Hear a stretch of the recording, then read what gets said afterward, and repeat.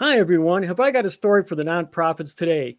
This comes from Hemant Mehta, our friendly atheist, and it's about how Texas atheists in Fort Worth tried to put up ads for an event opposing Christian nationalism, but were rebuffed by the city government. Personally, I think it was the wrong thing to do, but I'd like to get Scott's opinion on it. What do you say, Scott?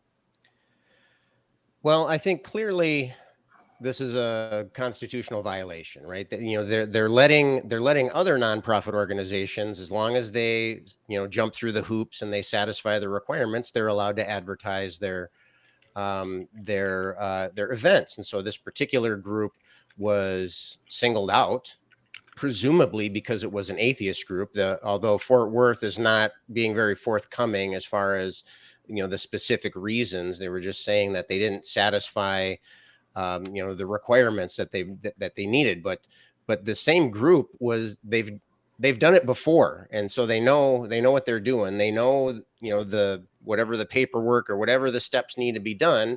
They're familiar with that, and so it's clear. It's clear. I mean, it's silly that we're even having to discuss whether or not this is a free speech violation, because it obviously is. My question, of course, is going to be, well, why would they do that? I mean, why would Fort Worth do something that so clearly and obviously will eventually be overturned or ruled against or something like that? And Malley, what do you think about that? Why do you think they're doing that? Why indeed? Why would they do something that is so blatant and is only going to gather more attention to the cause? Now this is blown up and people know about it far more so than they would if they put up banners. I can't think of a logical reason that they would do this. I don't think that there is a logical reason, to be perfectly clear. Only illogical ones can account for something like this. And it is clearly discrimination. There's no way to hide it. They try to dress it up like they didn't fulfill the requirements. They did. I took a look online at the requirements, and the group fulfilled them perfectly. They're just now having trouble just now at this precise moment out of nowhere. I am definitely not buying it. My thoughts on this are that, so I want to avoid the Godwin's law thing where everything that I don't like is fascism, right? But, I think there's something to that here, because the fascism playbook is about silencing opposition. And we remember, the threats to the press under Trump. And we remember we know that they're silencing opposition. This is something that has become very well evident. And fascism is at its essence an ustocracy. In Germany, it was the Aryans. And here I call it the white picket fence supremacists, because that's what they want. They want to come home from a hard day at the Golly Gee Jeepers factory and put their feet up and have their wife rub them while they drink a cold beer. And that way of life is under attack, or, it's organically fading, I should say. And so they're throwing out all the stops to attack this. And, it's just blatant. Sometimes they can't hide it. And I think this is one such case. I don't know. What do you think, Chris? I mean, I agree. It's definitely a completely blatant case of discrimination. What really stuck out to me was 3-4 years ago, they did the exact same thing. The same group posted banners for another event, had no problem with it, but there was a giant public outcry. So I think what we're seeing right now is along the same lines as all those lawsuits we saw regarding the last election, where they had no merit. They knew it had no merit, but they had to show the base, hey, we're with you. We're even though we're going to lose this case, we're with you. So it's you mentioned fascism, and you didn't want, if it walks like a duck and it quacks like a duck, it's probably a duck.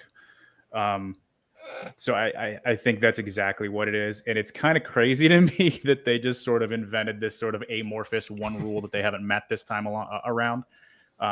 and then they refuse to tell them what that rule is so they can try to amend their banners to meet it. It just doesn't Yeah, make it's any kind of sense. What do you tricky think, Scott? there.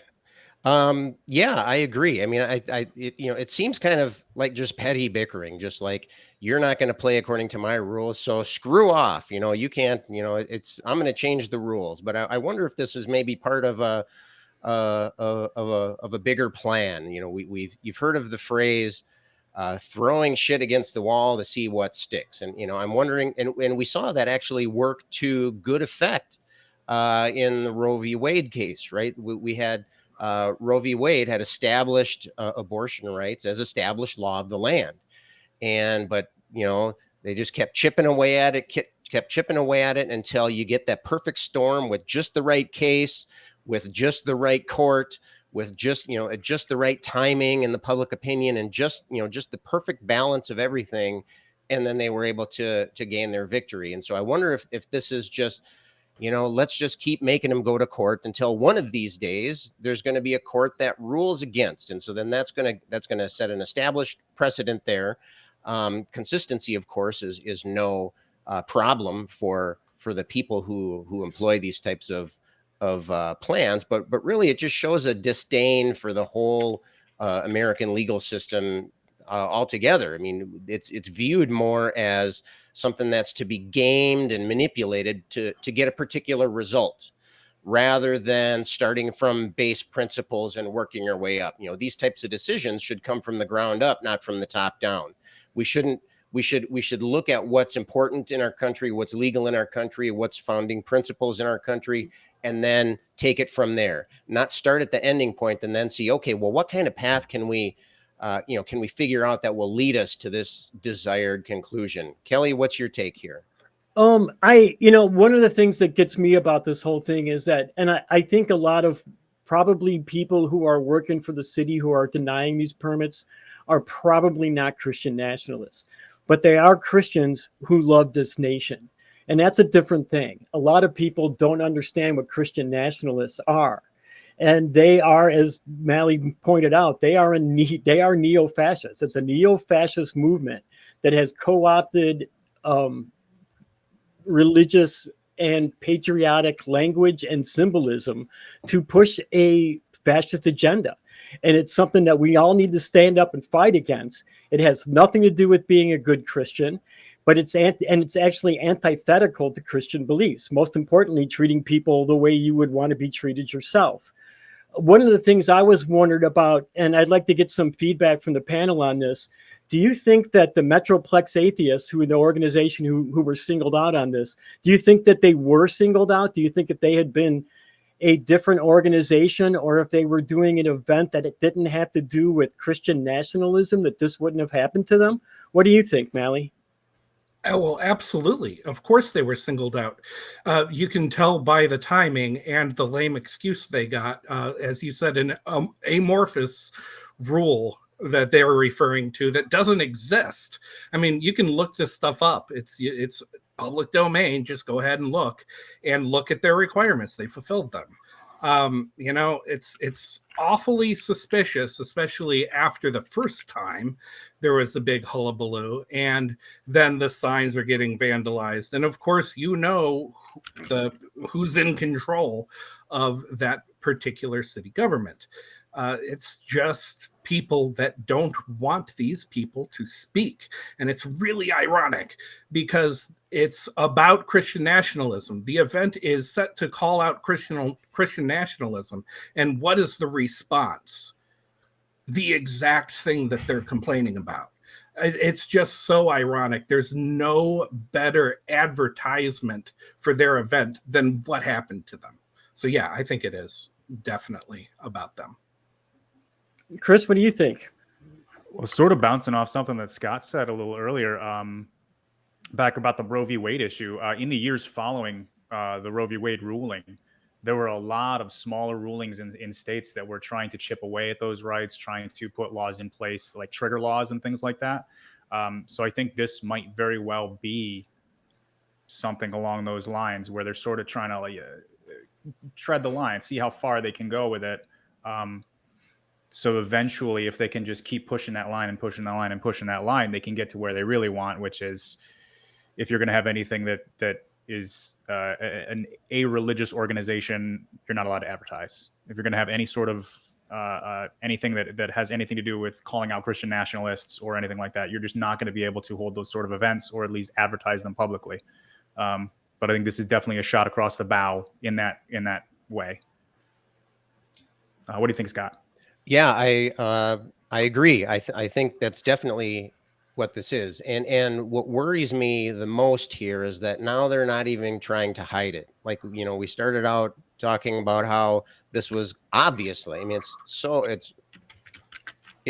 there's lots in the news these days that you can see that can go either way. This is not one of those things. And so it was clearly a violation of this particular group. Well, I suppose we are assuming that they haven't been doing this to other groups. I mean, none of my research turned up any other groups that were affected, or even other instances of this group were not targeted. And so it was this one time with this one group. And so it's clearly a timing thing. It seems really obvious that this is happening, but it's not so much that this kind of thing is happening, because this kind of thing has always been happening. But now it's like they're not even trying to hide it. It's like the flaunting and the throwing it in the face and the shooting across the bow, like Chris was saying, like that's part of the feature, right? That's the feature, not a bug. It gets noticed. It shows. I think it was Malley that was talking about signaling to their base that, here we're doing what you wanted us to do. We're standing up. We're fighting the good fight against these heathens, and I don't know. It just doesn't seem. I don't know. It doesn't seem very American to me. And if this is a sign of the times, I don't think it's boding well for the American political or legal system. Of course, people say that in every year, but Mm-hmm. I guess I'm one of those people now. So I'm saying that about now. So that's kind of my take. All right, then. One of the things I noticed that because I read a lot of the news, believe it or not, on the nonprofits, there was actually an event put on by a secular group in Tulsa Oklahoma City. I'm sorry, Oklahoma City, the last week, and they went off without a hitch. They actually did it at a church. They talked about Christian nationalism, and they didn't have any problem with the national or the local government. So I really have a problem with what's going on here in Fort Worth. I don't think it's right at all. I'm hoping that the Metroplex Atheists solve this. I don't know what kind of outcome they're looking for. I was wondering what people here thought might be a good outcome. I know getting their banners up in time for the event would be the best outcome. And I know they're going to court for a temporary injunction to get those banners put back up. But in the long term, what do you think would be a good resolution on this, Malley? Well, a good resolution, obviously, they want to get their banners up. As far as this particular event, I think that they've got everything they could ask for with all the publicity. All the publicity is worth a lot more than, any amount of banners. I think they're gonna see a great turnout. I'm interested in an outcome, though, a wider breadth outcome. And I was very pleased to see that what you just talked about in Tulsa happened in a church. And, we need Christian allies in this fight. They are invaluable, and there are plenty of them out there that see what's happening, and they want no part of it because they know it's not very Christ-like. Mm-hmm. Not to cut in, but there was actually a minister speaking at the Metroplex Atheist seminar too. Mm-hmm. So it's what we need. That is what we need. Absolutely. And my gosh, I mean, it's like how straight people need to be allies for the LGBTQ community, and how Black people need white people in their corner. They can't, of course they can do it on their own, but we have to be allies, and we need the Christian allies. Allyship is really, really, really important. Christians are a majority, just like white people or straight people are. And they hold the keys to power. And, if we can convince them to be a little bit more like Jesus and a little bit less like old Donnie T, I think we're going to have a lot better results. Chris? Yeah, no, I agree 100%. Allyship with Christians that are as much about free speech, more about free speech than they are about promoting and their own ends, which may or may not be their specific ends. In this instance, I think a really good turnout for this, or a really good ending for this, is going to be honestly what we're starting to see already, which is just the visibility of this kind of a fight.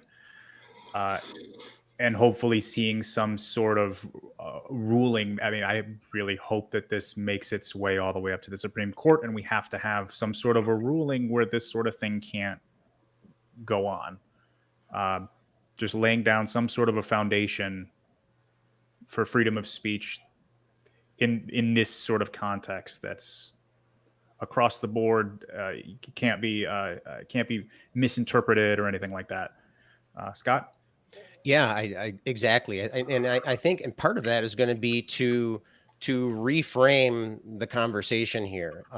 There's really kind of two conflicts happening here. We have the Christian, conservative Christian group, or whatever you want to call it, is against this atheist group. That's what that's the battle they're fighting. Right. And the battle that we're looking at is the First Amendment issue. Right. It's a freedom of speech. And so I think we need to focus on, we see this tactic used so often, kind of a wolf in sheep's clothing kind of setup.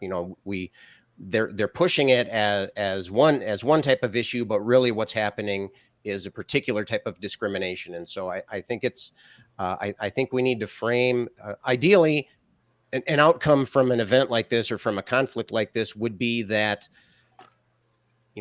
now we see the cockroaches scurrying across the floor, and now we see the cards are on the table, and now we see what's going on. It obviously, it's going to be different for different situations. Different events like this that happen will have more or less of an effect, but I would like to see things rolling in that direction. If there's one thing that annoys me so much, is that it's ambiguous language. It's people kind of clouding what they're saying with a wink and a nudge when they're really saying something else. And so let's just lay it out bare. Let's talk about what we're talking about here, and let's make a wise and sound decision based off of that. Yeah, like Chris said, I mean, they're still quacking like a bigot, right? And if it quacks like a bigot, it's still a bigot. So no matter how they try to hide the language or couch the language. And I always find it kind of funny that they think that they're hiding what they're saying, but we all know what they're saying. We all hear the dog whistles. I find it kind of hysterical. Plausible deniability, though. Plausible deniability. I right? guess. There you go. Plausible deniability. There you go. So, yeah. What do you think there's any, just real quick, does anybody think there's something we can do to prevent something like this happening again in the future? Vigilance. Yeah, that'll be it. Just what we're doing now, talking about it, bringing it to people's attention, what this group is doing with, filing their lawsuit or fighting their legal battle there. I mean, that's just, vigilance, and don't let it get swept under the rug, because we know we're on a 24-hour news cycle these days, and so it's very easy to forget things and move on to things and so on. So keep these important issues in the headlights. I think this is a good example of a small group of people standing up and actually getting something done that for a good cause. Right. I'm always talking about standing up and doing things, and it doesn't take much. When you have a small group of people, it takes even less, because you're sharing the work. And this is a really good example of that, I think. You know what? This has been a great segment. I had a great time, and thank you for watching. And if you'd like more of the nonprofits, you can click right here.